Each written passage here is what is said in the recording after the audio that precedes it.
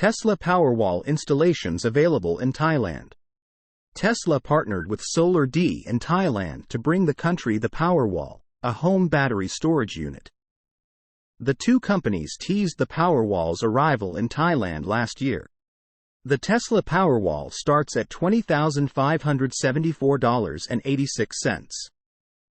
For comparison, the Tesla Powerwall costs $9,200 in the United States, specifically in New Jersey.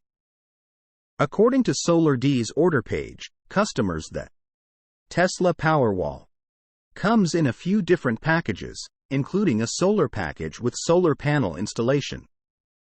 Tesla and SolarD offer the following packages: Light, Smart, Premium, Prime, Elegant, and Ultimate. The order page recommends the optimal package to customers based on their roof size, their power bill, and the self-sufficiency level they prefer. Tesla delivers first Model 3 and Model Y in Thailand. Late last year, Thailand passed a new regulation to support the growth and use of renewable energy sources in the country.